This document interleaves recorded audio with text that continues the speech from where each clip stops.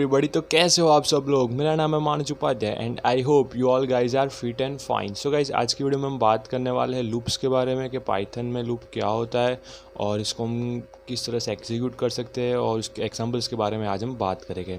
तो सबसे पहले हम जाते हैं अपने IDE में और इसके लिए देखो मैंने यहाँ पर पहले ही एक पाइथन के लिए फाइल बना के रखी है और यहाँ पे कुछ मैंने यहाँ पे लूप्स की डिटेल दी है। यहाँ पे जैसे आप देख सकते हो लूप्स इन पाइथन, और इसमें मैंने लिखा हुआ loops allow us to execute statement multiple times. यानी हमें कोई भी स्टेटमेंट है या फिर कोई फंक्शन है या फिर कुछ भी उसको मल्टीपल टाइम चाहिए तो उसके लिए हम लूप्स का यूज़ कर सकते हैं।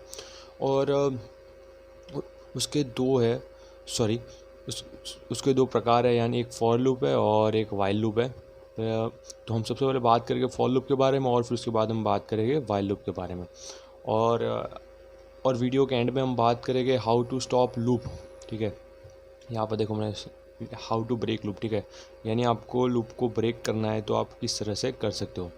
तो स्टार्ट करते हैं। तो हम सबसे पहले बात करेंगे यहाँ पे फॉर लूप के बारे में और फॉर लूप की क्या सिंटैक्स होती है उसके बारे में बात करेंगे हम। तो स्टार्ट करते हैं। मैंने यहाँ पे दोनों फाइल ओपन करके रखी हुई है। ओके सो यहाँ पे आप देख सकते हो सबसे पहला फॉर लूप है। सो फॉर लूप का एक सिंटैक्स है। अगर आपको फॉर लूप को यूज़ करना है तो उसके लिए उसकी सिंटैक्स को फॉलो करना पड़ेगा, अदरवाइज़ आपको आउटपुट नहीं मिलेगा। सो यहाँ पे मैं उसकी जो सिंटैक्स है वो लिखने जा रहा हूँ। आपको स्मॉल में फॉर लिखना है। अब जैसे ही लिखोगे यहाँ पे रेड कलर का वो हो जाएगा। ठीक है, लेकिन एक चीज़ बहुत आपको याद रखनी है, वो आपको स्मॉल में लिखना है। आपको कैपिटल में फॉर लिखोगे तो आपको कुछ आउटपुट नहीं मिलेगा। फिर फॉर और उसके बाद आपको कोई वेरिएबल नेम यूज़ करना है, यानी कोई भी वेरिएबल यूज़ कर सकते हो। जैसे मैं यहाँ पे आपको सिंटैक्स में यहाँ पे वेरिएबल लिख देता हूँ। ओके, उसके बाद इन एंड देन सीक्वेंस।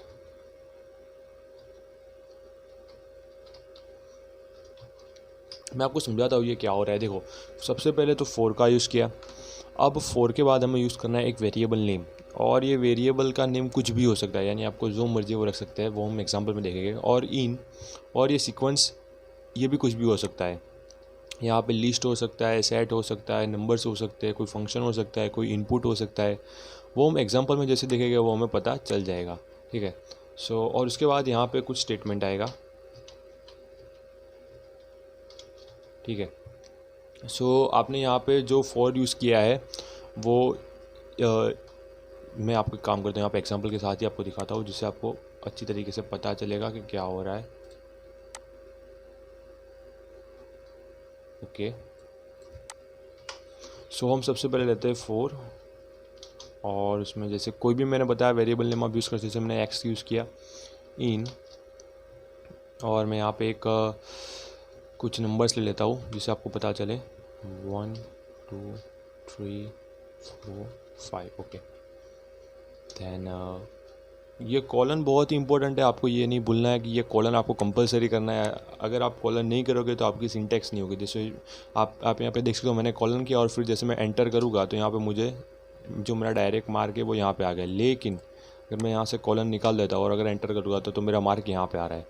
सो आपको ये बहुत इंपॉर्टेंट चीज़ है, आपको कॉलन कंपलसरी करना है और फिर एंटर देना है। अब आपको क्या करना है, सिर्फ प्रिंट एक्स, ये आपका स्टेटमेंट हो गया। ओके, तो यहाँ पे आप देख सकते हो, यहाँ पे हमें आउटपुट में मिल रहा है 1 2 3 4 5। ठीक है, सो फॉर का यही काम है, यानी वो किसी भी चीज़ को एक लाइन में खड़ी कर देता है। जैसे आप यहाँ पे देख सकते हो मैंने यहाँ पे 1 2 3 4 5 लिखे थे और उसने उसको वहाँ पे ऐसे स्टेट कर दिया। ठीक है, सो ये बहुत ही इम्पोर्टेंट है। और जो आपको यहाँ पे आइडिया आ चुका होगा कि यहाँ पे मैंने क्या किया, एक वेरिएबल मैंने यहाँ पे डिफ़ाइन किया और जिसका नाम मैंने रख दिया एक्स, और उसको मैंने एक लिस्ट बनाई जिसमें मैंने कुछ नंबर्स डाल दिए जैसे 1 2 3 4 5। ठीक है, और उस नंबर्स को मैंने फॉर में कन्वर्ट किया, मैंने फॉर लूप का यूज़ किया उसके अंदर। ठीक है, उस नंबर्स को मेरे को एक लाइन में रखने थे तो उसके लिए मैंने वहाँ पे फॉर लूप का यूज़ किया। अब आप इस नंबर की जगह पे कुछ भी रख सकते हो। जैसे मेरे को कोई वर्ड्स रखना है, जैसे जेड, देन आपको रखना है ये SD, कुछ भी आप आपकी जो मर्ज़ी, आपको जो रखना है वो आप रख सकते हो। ओके, अब आप आउटपुट में देखना तो आपको पता चल जाएगा। देखिए यहाँ पे ZSDS, ठीक है, तो वो एक लाइन में आ जाता है। तो फॉर लूप का यही काम है। अब फॉर लूप के अंदर हम एक दूसरे बिल्ट इन फंक्शन का यूज़ करने वाले हैं जो है रेंज। सो रेंज किस तरह से काम करता है और क्या है वो हम देखते हैं। सो मैं इसको निकाल लेता हूँ यहाँ से, एक काम करता हूँ ये पूरा ही निकाल लेता हूँ। ओके, फिर से फॉर लूप, देन एक्स, आप एक्स की जगह पे कुछ भी रख सकते हो, देन इन, एंड उसके बाद अब मैं यूज़ करूँगा रेंज का। आपको एक चीज़ याद रखनी है, आप कोई भी बिल्ट इन फंक्शन यूज़ करोगे उसको स्मॉल में ही रखना है, यानी उसको कैपिटल में कन्वर्ट नहीं करना है। तो यहाँ पे आप देख सकते हो मैंने रेंज को स्मॉल में ही रखा है, और फिर पैरेंथेसिस, और आपको देखो ये रेंज क्या है। सो मैंने यहाँ पे उसके बारे में कुछ लिखा हुआ है। So in range first parameter present starting value, यानी रेंज का जो फर्स्ट पैरामीटर होगा वो हमें स्टार्टिंग वैल्यू देगा, फिर जो लास्ट पैरामीटर होगा वो हमें एंडिंग वैल्यू देगा, और जो थर्ड पैरामीटर होगा वो हमें स्टेप देगा। सो मैं आपको यहाँ पे करके दिखाता हूँ। जो हमारा फर्स्ट पैरामीटर होगा वो उसकी स्टार्टिंग वैल्यू देगा। तो यहाँ पे आप रेंज का दो तरीके से यूज़ कर सकते हो।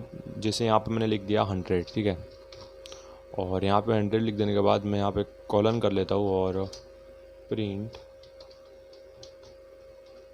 एक्स। ओके, अब मैं इसको रन करता हूँ। यहाँ पे आप देख सकते हो यहाँ पे 0 to 99 हो चुके हैं हमें शो।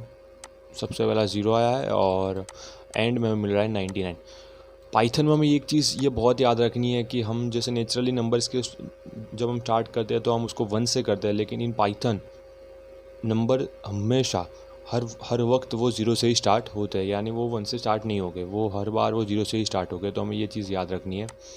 और यहाँ पे आपने शायद देखा होगा कि जो हमें आउटपुट मिल रहा था वहाँ पे हमें एंड में 100 नहीं मिल रहा था, 99 मिल रहा था, ठीक है। सो यहाँ पे रेंज में अगर हमने यहाँ पे 100 डाला तो हमें 99 मिलेंगे, अगर हमने 101 डाला सो हमें 100 मिलेंगे, अगर आपने 102 डाला तो आपको 101 मिलेंगे, ठीक है। सो इस तरह से रेंज का ये काम करता है। फिर हम रेंज को एक दूसरे तरीके से भी लिख सकते हैं। जैसे मेरे को नंबर 10 से स्टार्ट करना है और 99 तक रखना है, ठीक है, क्योंकि आपने शायद देखा होगा कि मैंने जब ऐसा किया तो नंबर अपने आप स्टार्ट हो गए 0 से और 99 पे ख़त्म हो गए। लेकिन अगर मुझे नंबर को 10 से स्टार्ट करना तो मैं क्या करूँगा, यहाँ पे एक कॉमा और आगे 10 लिख दूँगा। ओके, अब देखिए जो सबसे पहले जब मैंने उसको सिर्फ उसको अकेला 100 लिखा था तब यहाँ पे 0 से स्टार्ट हुए थे और फिर ये गए थे पूरे 99 तक, ठीक है, 99 तक गए थे यहाँ तक। फिर मैंने क्या किया, उसको एक स्टार्टिंग वैल्यू दे दी और वो दे दी मैंने 10, ठीक है। तो मैंने स्टार्टिंग वैल्यू 10 दे दी तो वो 10 से स्टार्ट हुए और फिर गए सीधे 99 पे वो ख़त्म हो गए। अब हम बात करते हैं रेंज के अंदर अगर आप स्टेप का यूज़ करोगे तो वो क्या होगा और स्टेप का किस तरह से यूज़ किया है। तो यहाँ पे देखो अब मेरे को 10 और 100 के बीच में क्या करना है कि मेरे को 2-2 के स्टेप में जाना, तो मैं यहाँ पे 2 लिख दूँगा। अब आप देखना क्या होगा, अब यहाँ पे हमें 2-2 के स्टेप में आउटपुट मिलेंगे। ओके, सो सबसे पहले यहाँ पे 10 और उसके बाद आप लोगे 2 का स्टेप तो 12 आएगा, फिर आप लोग का 2 का स्टेप तो 14 आएगा, फिर आप 2 का स्टेप लोगे तो 16, फिर 18, फिर 20, यानी ऐसा चलता रहेगा। तो आपको 2 का स्टेप लेना है तो आप इस तरह से 2 लिख सकते हो यहाँ पे स्टेप में। और इसको आपको याद रखना, जो सबसे पहले आएगा वो स्टार्टिंग वैल्यू, यानी ये हमारी स्टार्टिंग वैल्यू होगी 10, फिर ये हमारी एंडिंग वैल्यू होगी और ये उसके बीच में मुझे स्टेप चाहिए वो होगा, यानी आपको किसी भी स्टेप लेना है तो उसको थर्ड पैरामीटर में डालना है। ये हमारा फर्स्ट पैरामीटर है, ये हमारा सेकंड पैरामीटर है और ये हमारा थर्ड पैरामीटर है। अगर आपने इसकी सीक्वेंस चेंज कर ली तो आपको आउटपुट नहीं मिलेगा और आपको जो चाहिए वो आउटपुट शायद ना भी मिले, ठीक है। तो इसके लिए आपको, जैसे मेरे को अभी 2 का स्टेप नहीं, मेरे को 5 का स्टेप चाहिए, ठीक है, तो मैंने 5 लिख दिया और इसको रन कर लिया। ओके, तो 10 के बाद आता है 15 के बाद 20, 25, 30, 35, 40, 45, ठीक है, वो इस तरह से जाता ही रहेगा, ठीक है। सो इस तरह से काम करता है हमारा रेंज फंक्शन। अब सिर्फ ऐसा ही नहीं, आप इसका रेंज में यूज़ कर सकते हो। जैसे मैं यहाँ से रेंज निकाल लेता हूँ और कुछ और डालता हूँ, जैसे मैं डाल देता हूँ हेलो। ओके, इसको फॉर में कन्वर्ट करके तो यहाँ पे देखो HELLO, यानी वो एक रो में था और उसको कॉलम में इसने कन्वर्ट कर दिया, ठीक है। तो इस तरह से फॉर लूप काम करता है। और इसके बहुत सारे दूसरे भी यूज़ है, जैसे मैं आपको अब हम बात करेंगे। जैसे मैं यहाँ पे एक काम करता हूँ, आपको कुछ मैं आपको नेस्टिंग ऑफ लूप करके दिखाता हूँ, सो आपको जिससे आइडिया आ जाएगा। जैसे मैं यहाँ पे एक काम करता हूँ, यहाँ पे जैसे एक ले लेता हूँ लिस्ट, जिसमें मैं लेता हूँ जैसे ऑप्शन ए, क्योंकि अभी आप सोच रहे होगे कि इसका यूज़ कहाँ है, यानी ये फॉर लूप हमने सीख तो लिया लेकिन ये इतना यूज़फुल नहीं है। तो हम जब इसका हम नेस्टिंग ऑफ लूप में यूज़ करेंगे तब आपको पता चलेगा। और नेस्टिंग ऑफ लूप क्या होता है वो मैं आपको बताता हूँ। नेस्टिंग ऑफ लूप यानी दो लूप को इकट्ठा करना, दो लूप या उससे ज़्यादा लूप को एक साथ इकट्ठा करना, ठीक है। और जैसे मैं अभी डी, ओके, डन। और इसके बाद अब मैं इसको स्पेस देके फिर से फॉर लूप का यूज़ करूँगा, okay, for y in, okay. तो ये हमारा एक काम करता है, इसको ए से निकाल के मैं 1 कर लेता हूँ, इसको 2 कर लेता हूँ जिससे आपको फील आए, इसको 3 कर लेता हूँ और इसको 4 कर लेता हूँ, ओके। सो यहाँ पे अब मैं क्या करता हूँ, यहाँ पे लिस्ट डाल देता हूँ एक दूसरी, यहाँ पे मैं 4 ऑप्शन डाल देता हूँ, A B C D, done. और फिर प्रिंट वाई, ओके ओके। यहाँ पे देखो, यहाँ पे हमने क्या एरर आया, देखो name error, A is not defined. हमने यहाँ पे क्या गलती की, हमने यहाँ पे ए बी सी लिख तो दिया लेकिन उसको हमने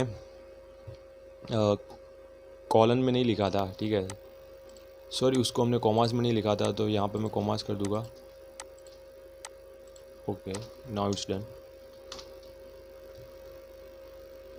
ओके। तो यहाँ पे आप देख सकते हो, सबसे आपको जैसे कोई टेस्ट बनाना है, ठीक है, यानी आपको कोई टेस्ट का प्रोग्राम बनाना है, और यहाँ पे आपको सबसे पहला क्वेश्चन रखना है, फिर उसके बाद 4 ऑप्शन रखने हैं इस तरह से, फिर दूसरा क्वेश्चन, फिर 4 ऑप्शन, फिर तीसरा क्वेश्चन, फिर 4 ऑप्शन, ठीक है। तो आप इस तरह से आप एक टेस्ट बना सकते हो। हाँ, मुझे पता है कि ये आप एक टेस्ट नहीं बनाया, लेकिन आपको इस तरह से बना सकते हो। सिर्फ आपको इसमें क्या करना है, आपको यहाँ पर इनपुट डाल देना है और कुछ चेंजिंग करना है, तो आप इस तरह से एक खुद का टेस्ट भी बना सकते हो। सो यानी फॉर लूप यानी इतना बकवास नहीं है, ये बहुत ही यूज़फुल है। और ये तो मैंने आपको इसका छोटा सा यूज़ बताया, लेकिन ये आगे बहुत सारी जगह पे ये काम आता है। सो यानी फॉर हमारे लिए एक बेसिक की तरह है, तो हमें इसको अच्छे से स्टडी कर लेना है, ठीक है, और इसको हमें बहुत बार प्रैक्टिस करना है जिससे हमें ये आ जाए। अब उसके बाद जो दूसरा लूप आता है वो है वाइल लूप। अब वाइल लूप एक कंडीशनल स्टेटमेंट की तरह से काम करता है। जैसे मैं यहाँ पे आपको समझाता हूँ उसकी जो सिंटेक्स क्या है। तो मैंने वाइल लिख दिया, हमने जैसे फॉर लूप में फॉर लिखा था वैसे ही वाइल लूप में वाइल लिखना है, लेकिन यहाँ पे आती है कंडीशन। ये कुछ डिफरेंट है फॉर लूप से, ठीक है। और कंडीशन के बाद commas, then enter, okay, then print जो आपका स्टेटमेंट होगा वो, ओके, यहाँ पे जो आपका स्टेटमेंट हो वो। अब आपको एक चीज़ याद रखनी है यार कि ये जो कंडीशन है, अगर ये कंडीशन सही है, यानी यहाँ पे आपने कोई भी कंडीशन रखी है और अगर वो कंडीशन सही है तभी ये वाइल लूप रन होगा और तभी ये स्टेटमेंट होगा, ठीक है, रन होगा। मीन्स यानी आपको ये प्रिंट दिखेगा। और अगर ये कंडीशन गलत है तो वाइल लूप रन ही नहीं होगा, ठीक है, मीन्स हमें आउटपुट नहीं मिलेगा। सो वाइल लूप में और फॉर लूप में मेन यही डिफरेंस है।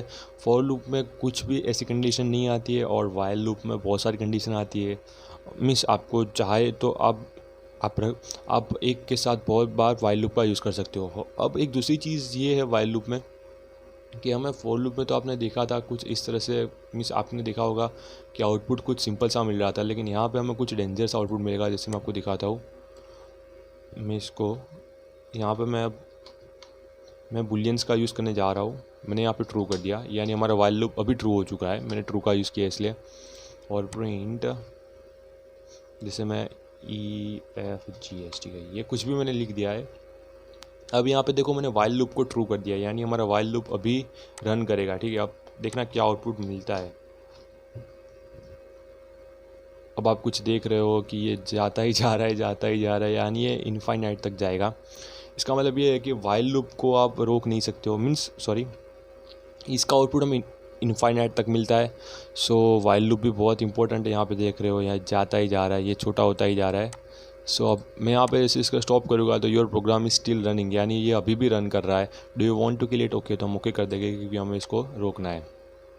सो वाइल लूप और फॉर लूप में मेन डिफरेंस आपको पता चल चुका होगा, क्योंकि देखो यार ये वाइल लूप है, एक तो इसमें कंडीशन होती है, आपको अगर आपकी कंडीशन सही है तभी आपको आउटपुट मिलेगा और तभी आपका वाइल लूप रन होगा, अदरवाइज़ नहीं होगा। अगर आपकी कंडीशन गलत है तो आपका वाइल लूप रन ही नहीं होगा।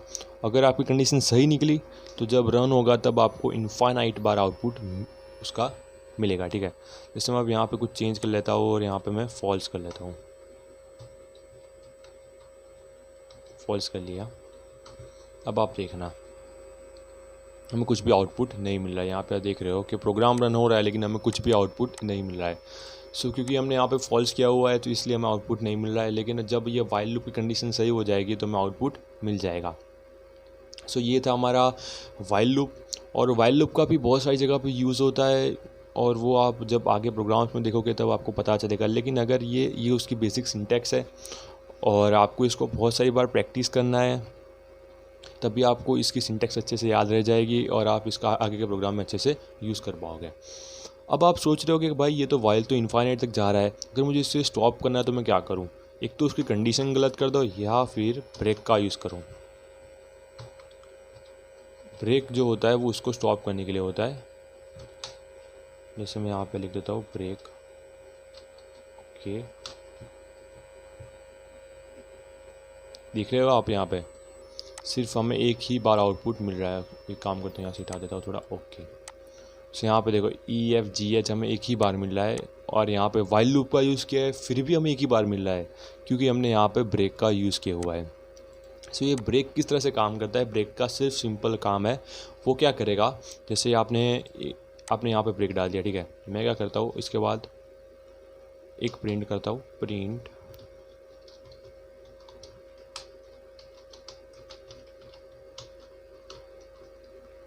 ओके। सो ये आपने शायद यहाँ पे नोटिस किया होगा कि मैंने यहाँ पे प्रिंट किया CHBX, ठीक है, फिर भी वो मुझे यहाँ पे शो नहीं हो रहा है। सो ब्रेक का काम बहुत ही सिंपल है, वो क्या करेगा, आपका प्रोग्राम अभी यहाँ तक रन हुआ है, ठीक है, अब ये दूसरी बार उसको रन ही नहीं करने देगा, ये प्रोग्राम को वहीं की वहीं स्टॉप कर देगा। तो वो अगर आपको वाइल लूप को रोकना है तो आप इस तरह से ब्रेक का यूज़ करके उसको रोक सकते हो, ठीक है। तो यहाँ पे जैसे मुझे आगे ये प्रिंट करना था CHBX, ठीक है, तो मुझे ये प्रिंट करना था लेकिन मैं प्रिंट कर ही नहीं सकता ना, क्योंकि मैंने यहाँ पे उसको ब्रेक कर दिया है। मैंने यहाँ पे उसकी सिंटैक्स को तोड़ दी है। आप ये भी बोल सकते हो, लेकिन नहीं, वो नहीं बोल सकते क्योंकि उससे तो एरर आएगी। लेकिन यहाँ पे आपने उसको ब्रेक कर दिया है, यानी वाइल लूप को यहाँ पे स्टॉप कर दिया, उसको रोक दिया है। अगर आप सोच रहे हो कि भाई अब इसको स्टार्ट करना है तो क्या करें, मीन्स आपको यहाँ पे ब्रेक कर दिया, अब आपको इसको फिर से रन करना है तो आपको सिर्फ ब्रेक को निकाल देना है और उसकी जगह पे आपको कंटिन्यू कर देना है। अब आपको इजीली आउटपुट मिलेगा, ठीक है। तो आप देख सकते हो यहाँ पे EFGH इनफाइनाइट तक आपको मिलते जाएंगे। तो अगर आपको वाइल लूप को रोकना है तो आपके पास दो चॉइसेस है, या तो आप यूज़ कीजिए ब्रेक का, अदरवाइज़ आप उसकी कंडीशन को गलत कर दीजिए। अब यार ये ब्रेक और कंटिन्यू का यूज़ हम फॉर लूप में मैं करके दिखाऊंगा। जैसे मैंने यहाँ पे पहले से एक एग्जांपल रेडी रखा है, सो मैं आपको समझा देता हूँ कि ये किस तरह से काम करता है। ओके, तो मैं अभी ब्रेक और कंटिन्यू किसी का यूज़ नहीं कर रहा हूँ। अब देखते क्या आउटपुट आता है। यहाँ पे मैंने कुछ नहीं किया, सिंपली फॉर लूप का यूज़ किया है।